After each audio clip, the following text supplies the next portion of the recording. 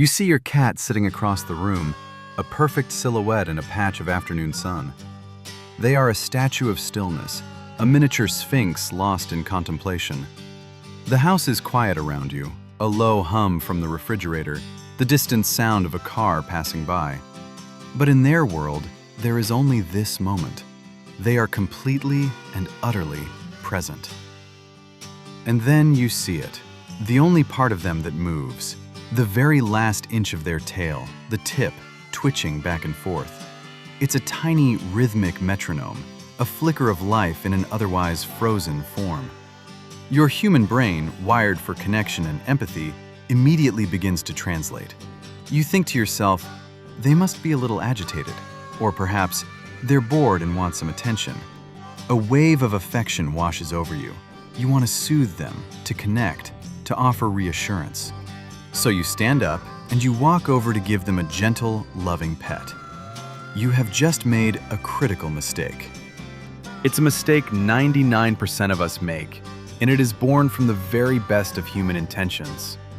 We are primates. Our language is one of touch, of sound, of physical reassurance.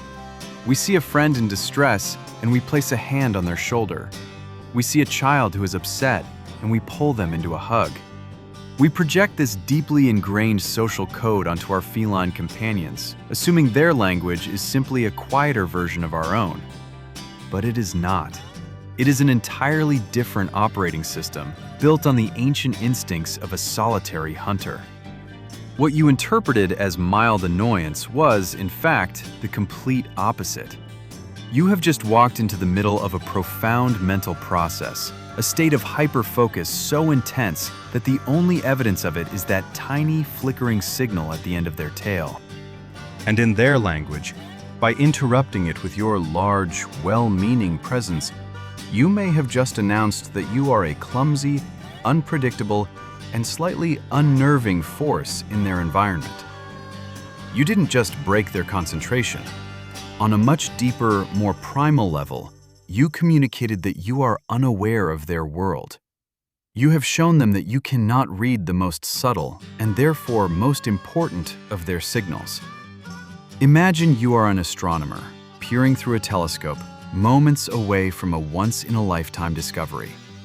Your mind is alight with complex calculations, your focus narrowed to a single point of light in the vastness of space. Suddenly, a giant, loving hand descends from the sky and begins to gently stroke your head. The moment is shattered. The discovery is lost. All you feel is a jarring, confusing, and deeply unsettling interruption.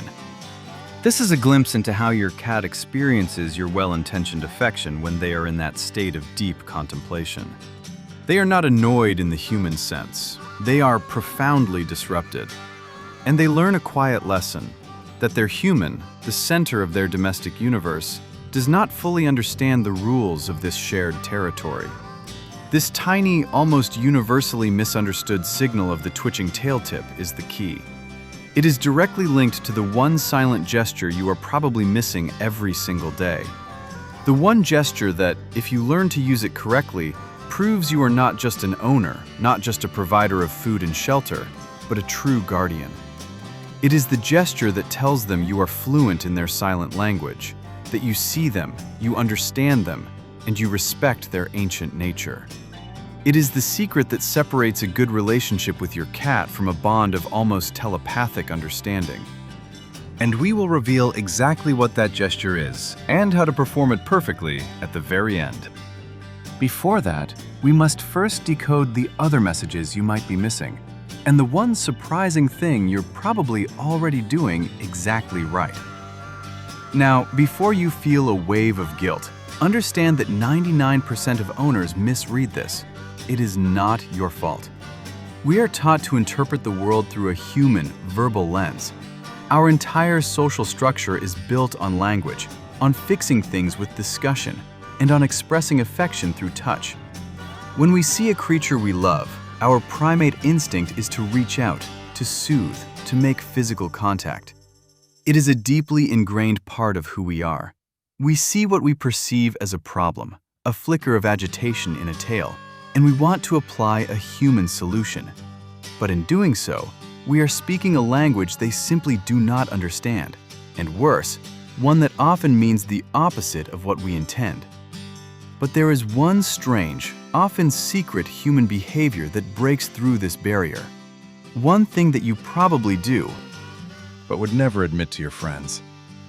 I am talking about that embarrassing, high-pitched baby voice you use when you are completely alone with your cat. The one you would absolutely die if another person overheard. You lean in close, your voice shifts up an octave, and you start speaking in a melodic, sing-song tone, asking them if they are the prettiest kitty in the whole wide world.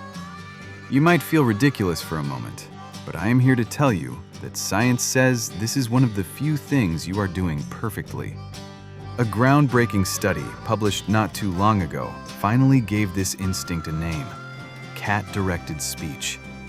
Researchers wanted to know if cats, like human babies, respond differently to the way we speak directly to them versus how we speak to other adult humans.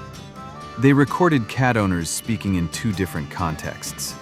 First, speaking to their cat, then speaking to another person. When they played these recordings back, the results were astonishing. The cats showed almost no reaction to the sound of their owner speaking to another human. They remained aloof, uninterested, perhaps with a slight ear twitch.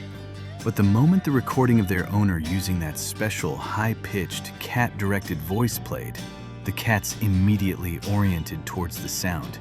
Their ears swiveled, their heads turned, some even started purring or walking towards the speaker. What this proves is profound. Your cat does not just recognize your voice. They recognize and have a specific, positive emotional response to the unique, dedicated tone you reserve only for them. They can differentiate it with incredible precision.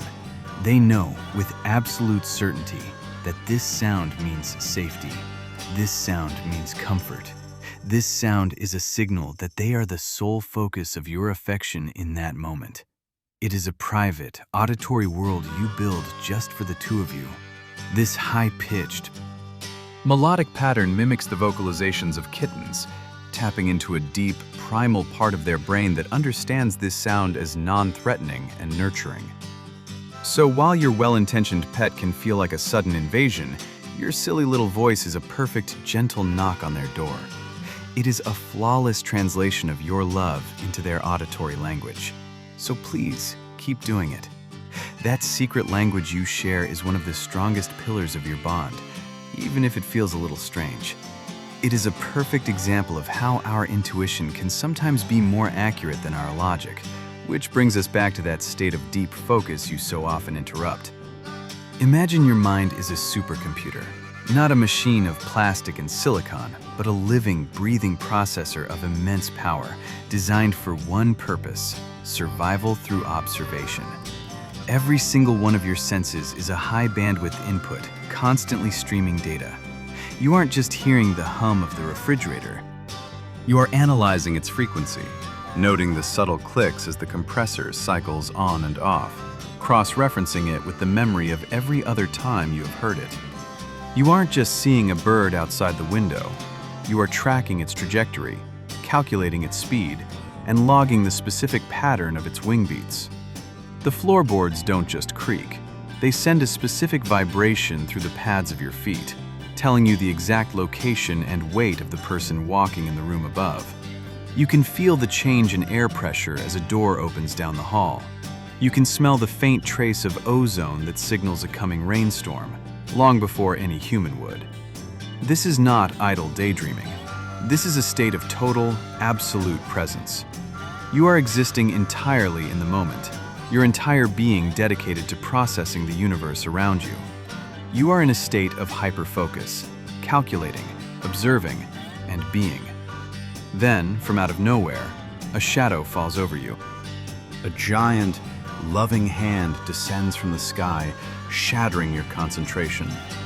It doesn't ask for permission. It doesn't acknowledge the delicate, invisible web of data you were weaving. It simply arrives, demanding an emotional response you are not prepared to give. For your cat, Your well-intentioned pet is a sudden, jarring system crash. All the complex calculations you were running are instantly wiped. The connection to the world is severed. You are pulled from a state of deep, instinctual meditation into a state of social obligation. The demand is simple: be affectionate, purr, lean in. But you can't. You have to reboot your entire operating system. And that reboot, that momentary jolt from one reality to another, generates a tiny flicker of stress. A small file of data is logged that says, "My guardian is unpredictable. My state of focus is not safe here." One interruption is nothing, but hundreds or even thousands over a lifetime, they begin to form a pattern. They teach the cat that their deepest, most natural state of being is something that will be interrupted. So the next time you see that twitching tail, the next time you witness the external sign of that internal supercomputer hard at work, I want you to try something new. A new protocol. It is profoundly simple, yet it will feel radical. Do nothing. Just stop, watch, and wait. Take a deep breath and try to join them in their stillness. Let your own mind quiet down. Instead of imposing your reality on them, try to enter theirs. What do you think they are hearing? What are they watching so intently? Is it a spider on the ceiling? A mouse in the wall? Or are they simply contemplating the intricate physics of a sunbeam? By waiting, you are communicating in a language far more powerful than touch. You are saying, "I see you. I respect your world. Your purpose is valid, and I will not disturb it." You are transforming from a source of interruption into a silent, steady presence of safety. This is more than just a pet care tip. This is a fundamental shift in consciousness, a move from being an owner to becoming a true guardian.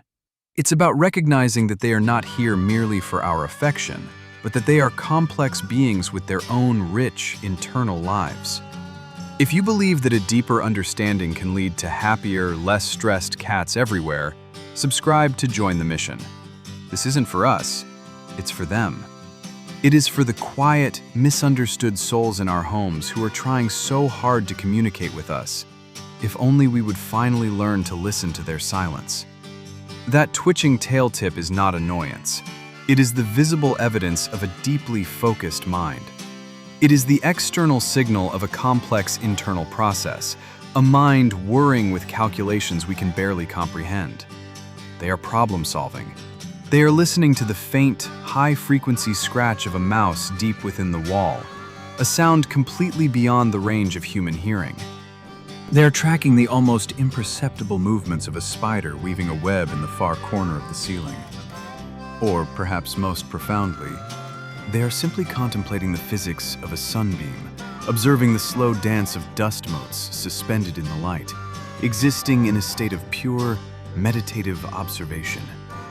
That tiny, rhythmic movement at the end of their tail is their thinking light.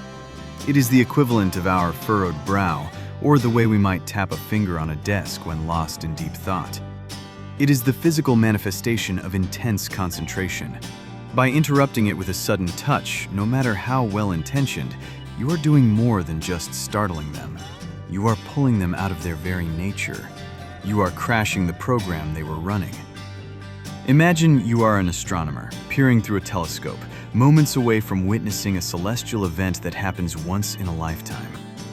And just as the stars align, someone taps you on the shoulder to ask if you want a cup of tea. The moment is shattered. The connection is lost. This is the magnitude of the interruption from your cat's perspective. They inhabit a world of subtle energies and minute details. Their focus is their primary tool for survival and understanding. Respecting that focus is the first step toward true fluency in their language. This is why the most misunderstood signs are often the most profound. Which brings us to another gesture that countless owners interpret as a personal slight, a sign of feline indifference. It happens every day, in living rooms all over the world. Your cat, after a moment of connection, calmly turns its back on you.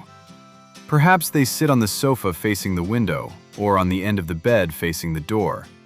You might feel a small pang of rejection, a sense of being dismissed. You may think they are bored with you, or that they are deliberately ignoring you. But what is actually happening is the complete opposite of an insult. In the animal kingdom, to expose your back is to be at your most vulnerable. The back is where an attack is most likely to come from. It is the one area you cannot easily defend. For any creature, especially a small predator that is also prey, turning your back on another being is an act that requires an extraordinary level of trust.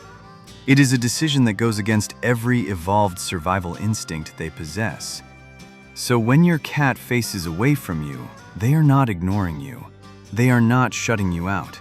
They are bestowing upon you the highest honor they can possibly give. They are making a silent, powerful declaration. They are saying, quote, "to." It is a gesture of such deep, implicit faith that it should take your breath away. Understanding this level of trust is the key. It is the foundation upon which the final, silent gesture is built, the one that proves you are no longer just an owner, but a true confidant. So, we have arrived at the core of it all.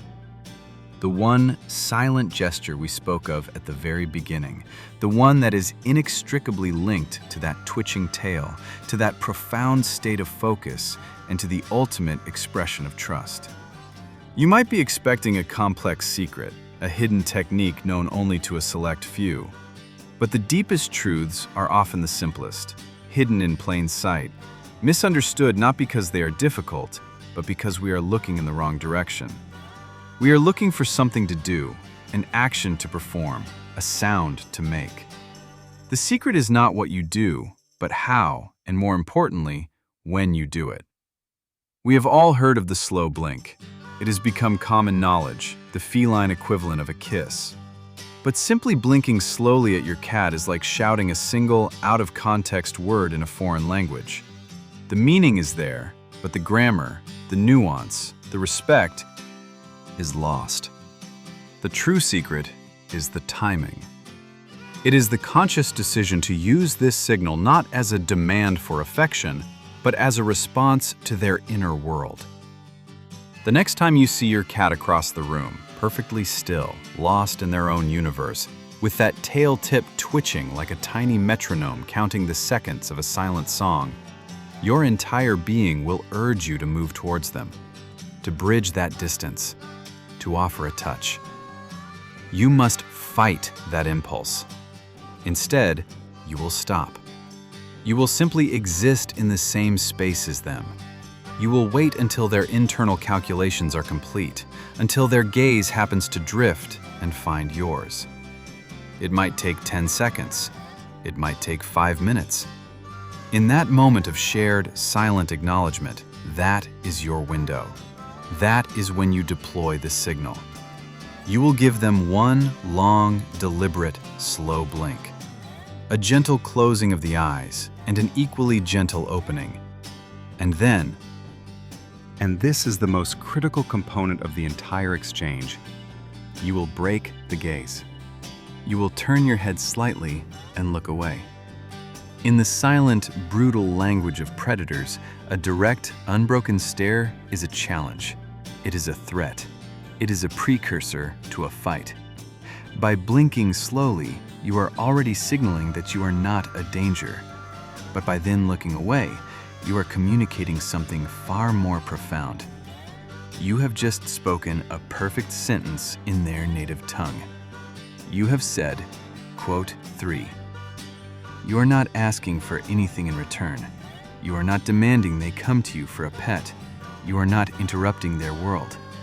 You are simply acknowledging it and validating their right to exist within it, undisturbed. This single, silent exchange, performed with perfect timing and respect, builds more trust than 1,000 forced pets, more than 100 treats, more than a decade of clumsy, well-intentioned interruptions.